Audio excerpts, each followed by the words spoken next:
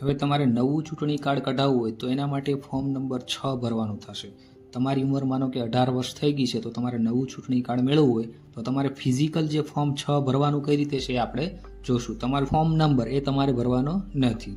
શરૂઆત છે વિધાનસભા મત વિભાગનો નંબર. તો તમારા વિધાનસભાનો જે નંબર હોય, માનો કે 1 નંબર છે તો અહીંયા તમારે 1 નંબર લખવાનો. વિધાનસભા મત વિભાગનું નામ, તો તમારો જે વિભાગ હોય એ તમારે લખવાનું. માનો કે અહીંયા નિકોલ હોય તો અહીંયા તમારે શું લખવાનું? નિકોલ વિસ્તારમાં રહેતા હોય તો નિકોલ તમારે લખવાનું.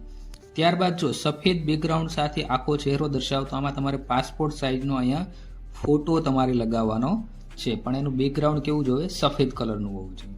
હવે ફોર્મ ભરવાનું પહેલું શું છે? નામ અને પછી પિતા પતિ વાલીનું નામ ગુજરાતીમાં. તો અહીંયા તમારે તમારું નામ લખવાનું. તમારા પિતા સાથે રહેતો તો પિતા, પતિ સાથે રહેતા હોય તો પતિનું નામ લખવાનું. માનો કે આપણી પાસે શુક્રભાઈ નામના છે તો શું લખશું? શુક્રભાઈ, રવિભાઈ.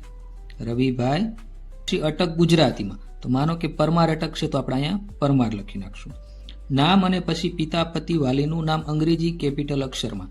તો આ શુક્રભાઈનું નામ લખશું આપણે કેપિટલમાં, શુક્રભાઈ કેપિટલ અક્ષરમાં, અને રવિભાઈ અટક જો હોય તો અંગ્રેજી કેપિટલ અક્ષરમાં. તો કેપિટલ અક્ષરમાં આપણે અટક લખી નાખશું.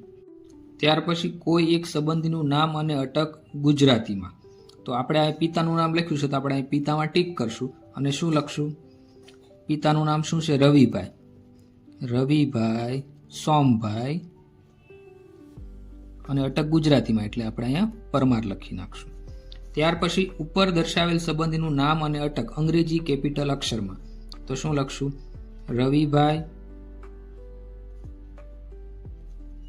સોમભાઈ, પરમાર. ત્યાર પછી અરજદારનો મોબાઈલ નંબર, જે તમારો મોબાઈલ નંબર હોય એ આમાં તમારે લખી નાખવાનો. ઉપર 2 માં દર્શાવેલ સંબંધીનો મોબાઈલ, તો તમે જે 2 નંબરમાં જે લખ્યા છે તમારા પિતા, તો પિતાનો અહીંયા તમારે મોબાઈલ નંબર લખી નાખવાનો. અરજદારે પોતાનું ઈમેલ આઈડી જો ઉપલબ્ધ હોય તો તમારે અહીંયા ઈમેલ આઈડી લખી નાખવાનું. ઉપર દર્શાવેલ સંબંધીનું ઈમેલ આઈડી, એમનું ઈમેલ આઈડી હોય તો પણ એ પણ તમે અહીંયા લખી શકો છો. આધાર કાર્ડની વિગતો, તો તમારે અહીંયા આધાર નંબર જો તમારી પાસે હોય તો આમાં ટીક કરવાનો. આધાર નંબર ન હોય તો આમાં ટીક કરવાનું.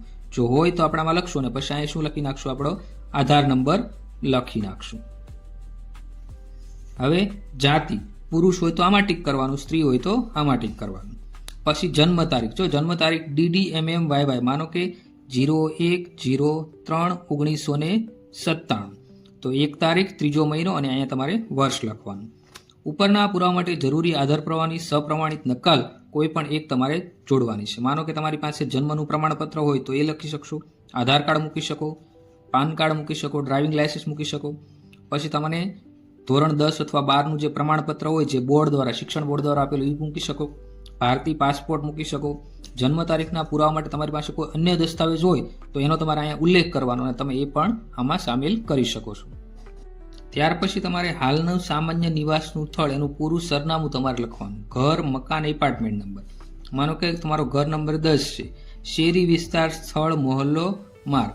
માનો કે તમે રઘુવીર સોસાયટીમાં રહેતા હોય તો તમારે રઘુવીર સોસાયટી લખી નાખવાનું. પછી નગર અથવા ગામ, માનો કે સિંધુનગર હોય તો અહીંયા તમે શું લખશો? સિંધુનગર. નજીકની પોસ્ટ ઓફિસ હોય સિંધુનગરની તો સિંધુનગરની નગરની પોસ્ટ ઓફિસ લખવાનો. પિનકોડ કાંઈ તમારે લખી નાખવાનો. ત્યાર પછી તાલુકો જે હોય, માનો કે અમદાવાદ છે તો અમદાવાદ લખી નાખશું. જિલ્લો અમદાવાદ, તમારો જે જિલ્લો હોય લખી નાખવાનું. રાજ્ય લખી નાખવાનું. ગુજરાત હોય તો ગુજરાત લખી નાખવાનું. પછી હવે તમે જેની સાથે રહેતા હોય, અરજદાર પોતાના નામે અથવા તે સરનામે મતદાર તરીકે નોંધાયેલા માતા પિતા, પતિ પત્ની, પુખ્ત સંતાનમાંથી કોઈ એકના નામનો રહેઠાણનો સપ્રમાણિત પુરાવો. તો તમે જે જગ્યાએ રહો છો એનો એક પુરાવો. માનો કે તમારા જે ઘરે રહેતા હોય ત્યાં પાણી, વીજળી, ગેસ બિલનું જે બિલ હોય એમાં તમારો રહેઠાણનો પુરાવો હોય. આધાર કાર્ડમાં એડ્રેસ હોય. રાષ્ટ્રીય બેંક હોય, શેડ્યુલ બેંક હોય, અથવા ભારતીય પાસપોર્ટ હોય. મહેસૂલ વિભાગના જમીનના પુરાવા, ભાડા કરાર હોય, રજિસ્ટર વેચાણ ખાતું. આ તમે કોઈ પણ આમાંથી તમે એક ડોક્યુમેન્ટ એમાં જોડી શકશો. આ સિવાય તમારી પાસે કોઈ અન્ય ડોક્યુમેન્ટ હોય તો તમે આ રહેઠાણના પુરાવા તરીકે અહીં લખી શકો. પછી અશક્તા શ્રેણી, તમારામાં કઈ દ્રષ્ટિની ખામી હોય, ચાલી ના શકતા હોય તો એ તમે ટીક કરી શકો. હાલ જેમની સાથે રહું છું, હાલના સરનામા ખાતે મારા કુટુંબના મતદાર યાદીમાં નોંધાયેલ સભ્યનું નામ અને તેની વિગત નીચે મુજબ છે. અહીં તમારે પિતાનું નામ લખવાનું. જો એનું નામ ઇલેક્શન કાર્ડમાં હોય, ચૂંટણી પંચમાં એનું નામ હોય તો તમે એનું અહીં નામ લખી શકો. અહીંયા એમનો સંબંધ, તો અહીં પિતા હોય તો પિતા લખી નાખવાનું અને એનો ચૂંટણી કાર્ડ નંબર અહીંયા લખવાનું છે. નીચે તમારે એકરારનામું આપવાનું. હું ભારતનો નાગરિક છું, મારું જન્મ સ્થળ અમદાવાદ, નગરમાં અમદાવાદ, જિલ્લો અમદાવાદ છે. અને અહીંયા શું લખશો? જે રાજ્ય હોય, ગુજરાત રાજ્યના હોય તો અહીંયા તમે શું લખશો? ગુજરાત રાજ્ય લખશો. બીજું છે, હું ફોર્મ 6 માં 8મા ક્રમમાં જણાવેલ સરનામે ખાલી જગ્યા વર્ષ અને ખાલી જગ્યા માસથી રહેવાસી છું. તો તમે જેટલા વર્ષથી રહેતા હોય, તો માનો કે તમે 30 વર્ષ રહેતા હોય, 30 વર્ષ અને 2 માસ એવું લખી નાખવાનું. પછી મતદાર યાદીમાં પ્રથમ વખત નામ દાખલ કરવા અરજી કરું છું. કોઈ અન્ય વિધાનસભામાં મારું નામ છે નહીં. જન્મ તારીખના પુરાવા માટે મેં ઉંમરના પુરાવા તરીકે જે દસ્તાવેજ તમે આપ્યો હોય એ દસ્તાવેજનું માનો કે આધાર કાર્ડ આપ્યું હોય તો તમારે અહીંયા આધાર કાર્ડ લખી નાખવાનું.